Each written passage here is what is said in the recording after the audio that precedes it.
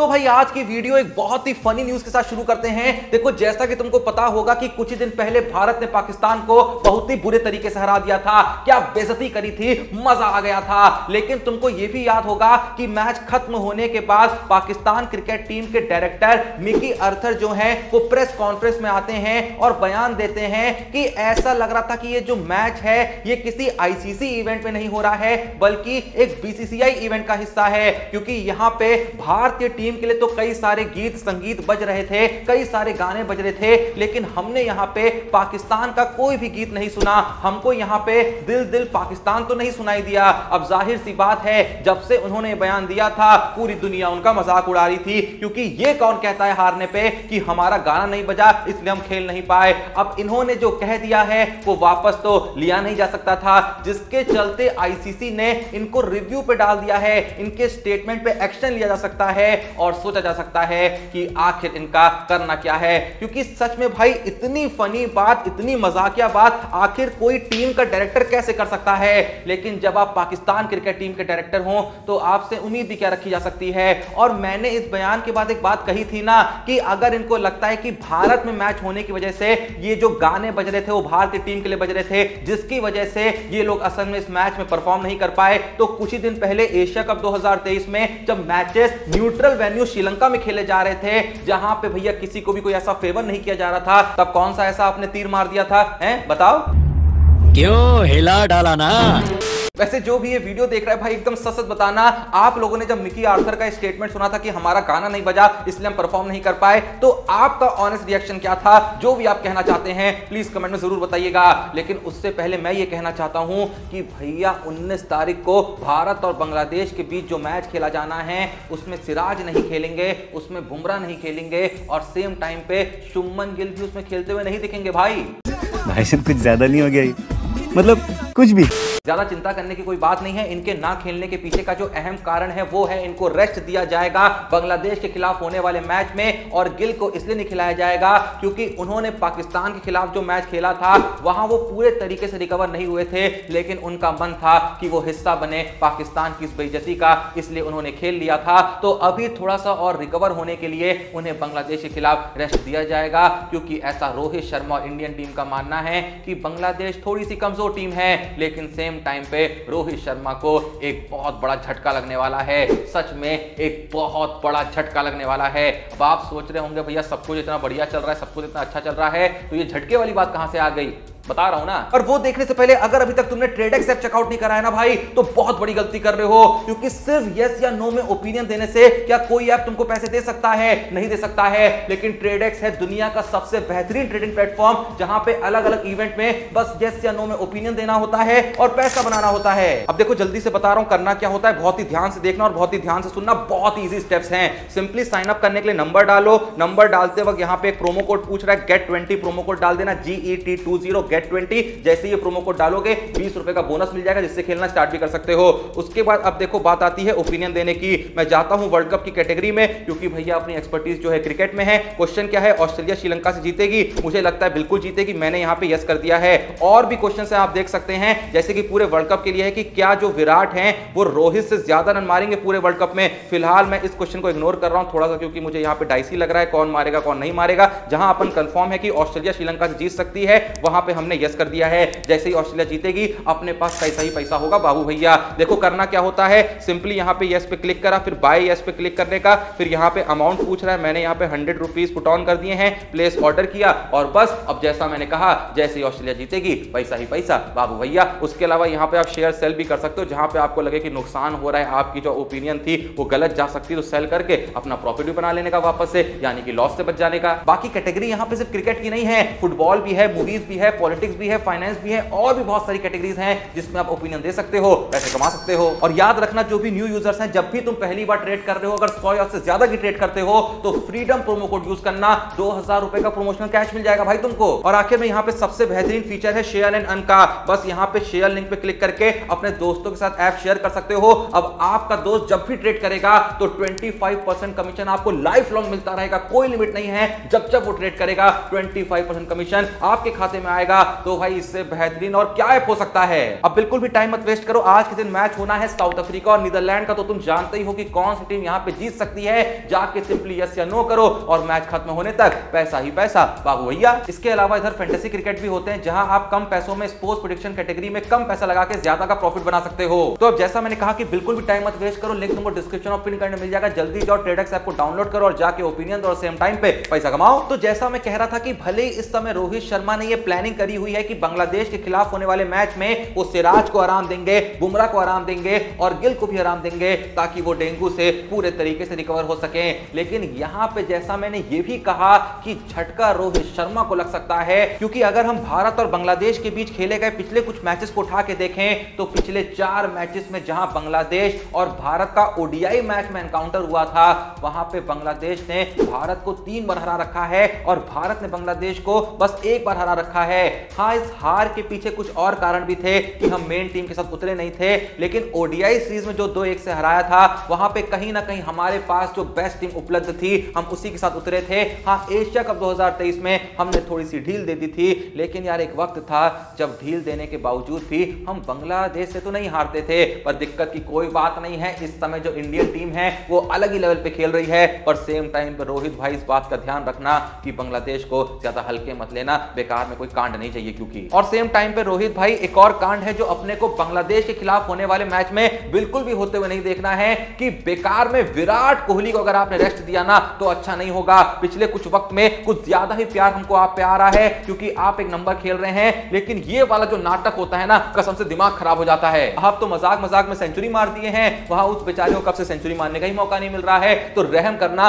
बांग्लादेश के खिलाफ, प्लीज विराट कोहली को रेस्ट मत देना, चाहे पूरी टीम को रेस्ट करवा दो। बाकी भाई देखो, मैं यहां पे एक बहुत ही इंपॉर्टेंट चीज मेंशन करना चाहूंगा जो कहीं ना कहीं मुझको कल के ही दिन कर देनी चाहिए थी, कल की ही वीडियो में कर देनी चाहिए थी। देखो कल के दिन था लॉर्ड शार्दुल ठाकुर का जन्मदिन, लेकिन कहीं ना कहीं देख के बहुत ज्यादा दुख हुआ, बहुत ज्यादा अफसोस हुआ कि कोई भी शार्दुल ठाकुर के बारे में बात नहीं कर रहा था। और कल के दिन की बात नहीं है, यू जनरली भी जब शार्दुल ठाकुर थोड़ा बहुत इंडियन टीम के लिए कंट्रीब्यूशन देते हैं या इंपॉर्टेंट कंट्रीब्यूशन भी देते हैं तो कुछ अगले 1-8 घंटे के लिए लोग बात करते हैं, लेकिन जैसे ही 3-4-5 घंटे बीतते हैं, जैसे ही अगला दिन शुरू होता है लोग भूल जाते हैं और हर कोई कहीं ना कहीं शार्दुल ठाकुर को एक बहुत ही ज्यादा एवरेज प्लेयर की तरह ट्रीट करने लगता है। लेकिन असल में मैं मात्र 30 सेकंड के अंदर आपको बताने की कोशिश करना चाहता हूं कि सच में शार्दुल ठाकुर ने इंडियन टीम के लिए कुछ बहुत बड़ा तो किया है। पता है, शार्दुल ठाकुर उन चंद प्लेयरों में से एक हैं जिन्होंने WTC के फाइनल में हाफ सेंचुरी मारी थी और आपको याद होगा इंडिया ने ओवल में एक बहुत ही हिस्टोरिक जीत पाई थी, तो वहां पे शार्दुल ठाकुर ने दोनों ही इनिंग में 50 जड़ा था। अगर वहां पे शार्दुल ठाकुर के बल्ले से वो 50s हमें देखने को नहीं मिली होती तो शायद वो जो जीत हमें मिली थी वो भी नहीं मिली होती। इसके अलावा जब भी हम गाबा की जीत की बात करते हैं तो हम ऋषभ पंत की बात करते हैं, रहाणे की बात करते हैं और भी प्लेयरों की थोड़ी बहुत बात जरूर करते हैं, लेकिन शार्दुल ठाकुर का हम जिक्र भी नहीं करते हैं। लेकिन हमें याद रखना होगा कि शार्दुल ठाकुर ने उस मैच में बल्ले से अर्धशतक भी मारा था और सेम टाइम पे गेंद से 1 नहीं 2 नहीं 3 नहीं बल्कि पूरे 7 विकेट छटके थे। अगर अब भी तुम्हारा पेट नहीं भरा तो यह सुन लो कि शार्दुल ठाकुर के नाम as an Indian test cricket में तीसरी सबसे फास्टेस्ट 50 है। और अब अंत में जो मैं तुम्हें बताने जा रहा हूं उसे सुनने के बाद तुम एकदम अच्छे समझ जाओगे कि आखिर शार्दुल ठाकुर किस बला का नाम है। तो सुनो कि पूरे वर्ल्ड में शार्दुल ठाकुर और डॉन ब्रैडमैन ही ऐसे प्लेयर हैं जिन्होंने ओवल के मैदान में एज अ विजिटर 3 लगातार अर्धशतक जड़े हुए हैं। मतलब एक ऐसा कारनामा जो सिर्फ डॉन ब्रैडमैन ने किया था और उसके बाद सीधे लॉर्ड शार्दुल ठाकुर ने किया। तो इसीलिए मैंने कहा कहीं ना कहीं कल के दिन जब उन्हें कोई भी बर्थडे विश नहीं कर रहा था, जिसमें कहीं ना कहीं मैं भी शामिल था, लेकिन मैंने बाद में शाम में पर्सनली उनको इंस्टा पे DM कर दिया था, एक ट्वीट भी कर दिया था। उन्होंने पढ़ा हो ना पढ़ा हो वो तो बात की बात है, लेकिन जितने कम लोगों ने उनको बर्थडे विश किया उम्मीद है कि शायद पढ़ लिया हो, शायद पढ़ लिया हो, ना भी पढ़ा हो कोई दिक्कत की बात नहीं है, लेकिन अंदर ही अंदर मुझको एक बहुत बड़ा सुकून मिल रहा था। क्या आप लोग को भी लगता है कि शार्दुल ठाकुर को कहीं ना कहीं वो इज्जत नहीं मिलती है जो कि असल में वो डिजर्व करते हैं, जो उन्होंने पहले इंडिया के लिए किया है और अब भी कहीं ना कहीं टुकड़ों में कर देते हैं? अगर आपको भी ऐसा लगता है कि वो एक अंडररेटेड प्लेयर है तो प्लीज कमेंट में जरूर बताइएगा। देखो भाई, अगर तुम एक सच्चे क्रिकेट फैन हो ना तो मैं तुम्हें ये नहीं कहूंगा कि तुम्हें जिंदगी में अपने फेवरेट क्रिकेटर से मिलना ही मिलना चाहिए, ना ही मैं तुमसे ये कहूंगा कि तुम्हें किसी मैदान में जाके कोई ना कोई इंटरनेशनल मैच जरूर देखा होना चाहिए। ये सब जरूरी नहीं हैं, लेकिन एक चीज मैं कहूंगा कि अगर तुम एक सच्चे क्रिकेट फैन हो तो भाई पुणे में एक क्रिकेट का म्यूजियम है, पूरे तरीके से डेडिकेटेड है क्रिकेट को, जिसका नाम है ब्लेड्स ऑफ ग्लोरी। वहां एक बार मरने से पहले ना भाई जाना ही जाना। और मैं बताना चाहूंगा कि कल के दिन उस म्यूजियम से पहली बार एक बहुत ही कमाल की फोटो हमारे सामने आती है, जिसमें देखने को मिलता है कि उस म्यूजियम में MS धोनी की पूरी किट रखी हुई है, उनकी जर्सी रखी है, उनके ग्लव्स रखे हैं, उनका बैट रखा हुआ है, उनके पैड्स रखे हैं, थाई पैड्स रखे हैं। ऐसे ही king of cricket Virat Kohli की भी पूरी किट वहां पे मस्त पैक्ड करके रखी हुई है। आप एकदम करीब से जाकर उसे देख सकते हैं कि हाँ ये वही बैट है जिससे धोनी खेला करते थे, जिससे कोहली खेला करते थे, ये वही बैट है जिसको कोहली पहना करते थे, धोनी पहना करते थे। ऐसे और भी लेजेंडरी प्लेयर्स की बहुत सारी चीजें वहां पड़ी हैं। कुछ लेजेंडरी मैचेस में से मेमोरीज इकट्ठी करके वहां पे रखी गई हैं। तो एक बार जिंदगी में वहां जरूर जाना भाई। जैसा मैंने कहा कि अगर एक सच्चे क्रिकेट फैन होना तो तुम्हारी जिंदगी सफल हो जाएगी, उसके बाद तुम आराम से मर भी सकते हो, कोई दिक्कत की बात नहीं है। मरना नहीं, लेकिन अगर मर भी जाते हो तो कोई दिक्कत की बात नहीं है। तो इसी बात पे सभी लोगों से मैं एक सवाल पूछना चाहूंगा कि मेरे जितने भी व्यूअर्स हैं जो इस वक्त इस वीडियो को देख रहे हैं, कौन कौन है जो असल में पुणे में रहता है या पुणे के बहुत आसपास रहता है? एक बार भाई मुझको कमेंट जरूर बताना। और सेम टाइम पे आप लोगों से तो मैं विनती करूंगा कि एक बार उस म्यूजियम में जरूर जाइएगा। बहुत ही सस्ती भैया टिकट है, 50-100 रुपए में कम से कम में तुम जाके सारी चीजें देख सकते हो। और जैसा मैंने कहा, वहां से जब बाहर आओगे तो तुम्हारा जो दिल होगा एकदम खुश होगा और अंदर ही अंदर कह रहा होगा कि वाह भाई सब कुछ देख लिया जीवन में। अब देखो भाई, वो म्यूजियम तो जब तुम देखने जाओगे तब जाओगे, लेकिन फिलहाल के लिए मैं तुम्हें कुछ दिखाना नहीं बल्कि सुनाना चाहता हूं। कल के दिन जसप्रीत बुमराह का एक इंटरव्यू आता है ICC के YouTube चैनल पे और उनके बाकी ऑफिशियल सोशल मीडिया चैनल्स पे, लेकिन उस इंटरव्यू का एक पार्ट होता है जहां जसप्रीत बुमराह से एक सवाल किया जाता है कि आखिर आप क्रिकेट में आए कैसे? लोगों ने औरों की कहानी के बारे में तो काफी बातें करी हैं, लेकिन आपकी असल में कहानी क्या थी? ये जो प्यार था क्रिकेट के प्रति, आखिर ये शुरू कहां से हुआ? तो जसप्रीत बुमराह बहुत ही सिंपल सा और बहुत ही प्यारा जवाब देते हैं कि देखिए, जिंदगी में बस एक ही शौक था कि कोई मुश्किल काम करना है ताकि जिंदगी भर याद रहे कि हाँ ये करा था, और लोगों को भी आने वाले वक्त में बता सकें कि हाँ भाई जिंदगी में चाहे छोटा से छोटा काम करा, लेकिन जो करा वो एक मुश्किल काम था, वो हर किसी के बस की बात नहीं थी। इसीलिए फिर मैंने सोचा कि मुश्किल क्या हो सकता है? तो जाहिर सी बात है, इंडिया में क्रिकेटर बनने से मुश्किल आखिर क्या ही होगा? मतलब 140 करोड़ की जनता में टॉप 11 लोगों में, ये तो 4 हो गए, टॉप 11 लोगों में आना कितनी मुश्किल बात होगी। लेकिन बुमराह ने कहा कि अब जब मुश्किल यहां पे टास्क अपने लिए ले ही लिया है तो जाहिर सी बात है पूरा भी करना होगा। और बुमराह ने यहां पे जो एम रखा था, सिर्फ क्रिकेटर बनने का नहीं रखा था, बल्कि यह रखा था कि मुझे इंडिया के लिए खेलना है। और फिलहाल बुमराह कहते हैं कि सबसे डिफिकल्ट टास्क इस वक्त पे जो मैंने अपने लिए रखा है वो बस एक ही है कि कुछ भी करके भारत के लिए वर्ल्ड कप जीतना है। फिलहाल वो सफर काफी अच्छा चल रहा है और उम्मीद करते हैं कि बुमराह ने ये जो सपना देखा है, जो कि हम सबका भी सपना है, जल्द से जल्द पूरा हो।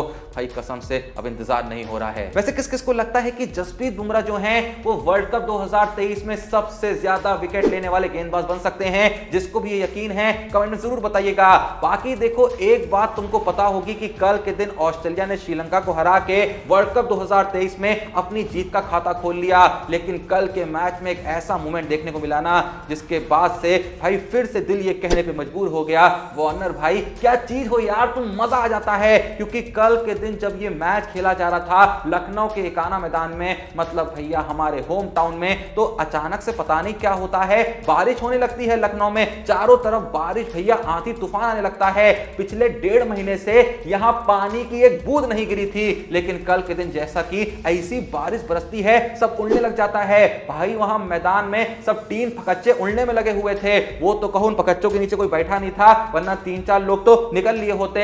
लेकिन असल में जब ये बारिश लखनऊ में हो रही थी तो एक बहुत ही खूबसूरत ब्यूटीफुल सा मूवमेंट यहां घट रहा था, जहां क्या देखने को मिलता है कि जो डेविड वार्नर हैं वो उस मैदान में जो ग्राउंड स्टाफ मौजूद है उनकी मदद कर रहे हैं कवर्स लाने में। और वार्नर भाई फिर से हम सबको ये कहने पे मजबूर कर रहे हैं कि यार only one heart, how many times Warner you will win the same heart, यानी कि भाई एक ही दिल है, कितनी बार जीतोगे। आप लोगों का वार्नर के इस जेस्चर के बारे में क्या कहना है? और देखो भाई पता है, कई बार मन तो नहीं करता है ऑस्ट्रेलिया को जिताएं क्योंकि बहुत ज्यादा जीती है, लेकिन ये वार्नर जैसे लोग हैं ना, इनके लिए भाई इनको हराने का ही मन नहीं करता है। खैर, अगर मैं आपसे पूछूं कि इंडिया के बाद आप किसको कहीं ना कहीं दूसरी, तीसरी, चौथी पोजीशन में इस वर्ल्ड कप में देखना देखना चाहते हैं तो आखिर वो कौन सी टीम होगी। मेरे लिए देखो वैसे ऑस्ट्रेलिया नहीं है, न्यूजीलैंड है सेकंड फेवरेट जो मेरी है कि इन केस अगर 0.0001% ऐसा हो जाए कि कुछ अनहोनी घट जाए इंडिया के साथ तो मैं चाहूंगा कि वर्ल्ड कप की विजेता न्यूजीलैंड बने। हालांकि बहुत ही अशुभ बातें कर रहा हूं पर फिर भी जो पॉसिबिलिटी है उसके बारे में आंसर दे रहा हूं। आपकी सेकंड फेवरेट टीम यहां पे कौन सी है, प्लीज जो भी वीडियो देख रहे हैं ना भाई कमेंट में जरूर बताना। बाकी जैसा कि मैंने तुमको ऑलरेडी बता दिया है, ट्रेडेक्स पे जाओ, आज के दिन मैच है साउथ अफ्रीका न्यूजीलैंड का, बस यस या नो में अपना ओपिनियन दो। और जैसा मैंने तुमको ये भी बताया कि पूरे वर्ल्ड कप को लेके वहां पे बहुत सारे क्वेश्चंस हैं, बस यस या नो करने का। और भाई इतने इजी क्वेश्चन हैं, सिंपली ओपिनियन दो। और क्रिकेट की कैटेगरी नहीं, सारी कैटेगरी के हैं। और सबसे अच्छी बात तो मैंने बता ही दी है ना, साइन अप करते ही गेट 20 वहां पे कोड डालना, 20 रुपए मिल जाएंगे, उससे खेलना स्टार्ट कर देना, उससे ओपिनियन देना स्टार्ट कर देना भाई। और उसके बाद जैसे ही मैच खत्म होने पे या वर्ल्ड कप खत्म होने पे तुम्हारे ओपिनियन सही लगेंगे, तुम्हारे पास क्या होगा, पैसा ही पैसा बाबू भैया। बाकी वीडियो पसंद आई तो वीडियो को एक लाइक देना, चैनल को सब्सक्राइब करना। मिलते हैं नेक्स्ट वीडियो में, तब तक के लिए जय हिंद, धन्यवाद।